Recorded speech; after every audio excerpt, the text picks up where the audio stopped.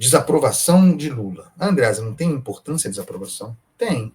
É relativa. Eu vou explicar por quê. A gente precisa ponderar essas pesquisas. Sim, é o pior número desde o início do governo Lula. Chegou a 57% no levantamento da Quest. Ao que se deve isso? Gente, alguém tinha dúvida de que a roubalheira a aposentados e pensionistas teria impacto, morderia a popularidade de Lula? O que o caso da roubalheira a aposentados e pensionistas, roubalheira que cresceu sob Lula a partir de 2023, o que esse caso faz despertar? Isso é uma obviedade. Né? O que esse caso faz despertar? A memória associada ao PT, associada ao governo Lula, aos governos Lula e Dilma, a memória da corrupção. Tanto que algumas pesquisas, a corrupção sempre está ali no top 5, top 3, os principais percepção de problema da sociedade. Mas em ocasiões como essa, vai para o primeiro lugar. Passa a criminalidade, muitas vezes. Esses são os elementos que condicionam a aprovação ou não de um governo. Inflação. E o pessoal fala, não, o caso da roubalheira aos aposentados e pensionistas evitou o efeito que seria favorável a Lula da melhora da economia, da queda da inflação. Gente boa, em que lugar do mundo, do Brasil, claro, em que lugar do mundo as pessoas estão indo ao mercado e percebendo que as coisas estão mais baratas? Ontem mesmo foi abordado na rua por um trabalhador. Eu te acompanho. Veio falar comigo espontaneamente. Insatisfeito, irritado. Todos nós ficamos, independentemente da sua condição econômica. Você paga mais caro semana após semana, comprando a mesma coisa, às vezes até menos. Que inflação que está caindo, cara? Em que mercado esse pessoal está indo? E a inflação pode até diminuir um pouco, mas ela ficará entre nós por mais tempo, espalhada e por mais tempo, em função das escolhas do governo Lula, governo inflacionário, com essa jorração de dinheiro artificial para sustentar o voo de galinha. Isso tem produto inflacionário. Então, as coisas estão caras no mercado, está tudo caro. A violência, não existe uma. Não, tem a PEC da segurança, cadê? Está onde? Está andando com quem?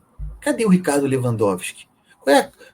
De que maneira o governo Lula se posiciona diante da questão da segurança pública, que também é federal, ou não está sob gestão federal as fronteiras brasileiras por onde entram drogas e armas?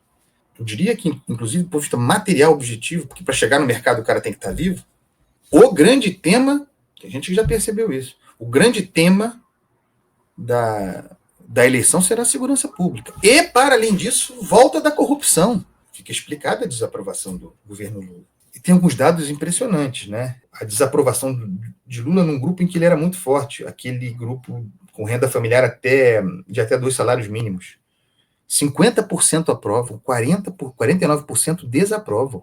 Em julho do ano passado, a aprovação de Lula nesse grupo era de 69%. 26% desaprovavam. Olha como isso mudou. Essa é uma composição que, inegavelmente, cria dificuldade para o governo Lula e para a competitividade do governo Lula. A inflação, que pode até perder vigor, mas estará entre nós por mais tempo. Tem uma percepção duradoura entre nós. E nós nos acostumamos aqui. Esse é um pacto brasileiro, que já tem mais de 30 anos, a partir do Plano Real. Pacto que não admite inflação. O governo Lula joga com a inflação. Tem inflação, tem a violência, largas porções das cidades tomadas pelo crime organizado, tomadas mesmo, constituição mesmo de cidades, sob gestão do tráfico, da milícia, da narcomilícia, que tudo já se confunde. E a percepção associada, provocada pela memória, a percepção da corrupção num tema muito sensível que é a aposentadoria. Roubo aos aposentados e pensionistas. E a forma como o governo Lula não consegue, apesar do palavrório, resolver a questão. Colou. Então, Andreasa, Lula fora do jogo? Não. Esse é um ponto aqui. Pensa em 2022, racionalmente refletindo sobre a lógica eleitoral. A coisa é pesquisa.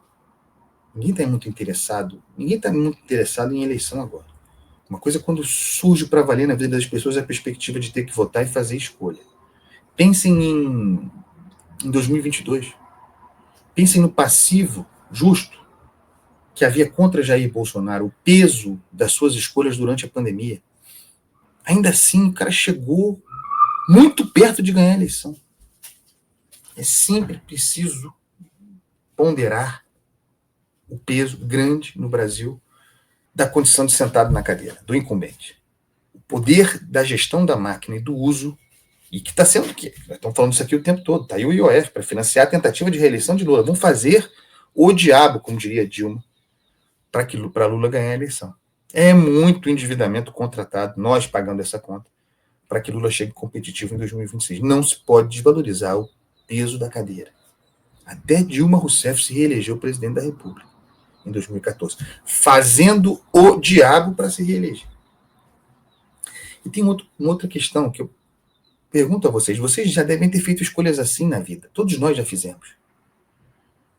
Lula desaprovado, alguém desaprovado. Como é que você escolhe? Como é que é a sua escolha? Porque você desaprova o governo Lula, certo? Você talvez não quisesse votar em Lula. Você talvez não votasse em Lula, não votaria em Lula, se tivesse o candidato do seu sonho, que talvez não exista. Então você desaprova Lula, mas ele tem um concorrente que quer ocupar esse lugar. Essa é a questão. Você desaprova Lula a ponto de votar em outro. Essa é a questão que importa em termos eleitorais. Lula está lá, desaprovadíssimo. Mas quem é o desafiante? A sua desaprovação moverá a sua escolha para outro? Dessa forma que a coisa acontece. A desaprovação de Jair Bolsonaro era gigantesca em 22. Na hora da eleição ele foi competitivo, sentado na cadeira. Essa é a questão que a gente precisa refletir a respeito. Na hora da eleição, a desaprovação a alguém não significa voto em outro. Porque você pode pensar que talvez piore com o outro. Me permitam essa reflexão. Quantas vezes a gente não escolheu, numa comparação, podemos estar errados, mas quantas vezes a gente já não escolheu o menos pior numa comparação?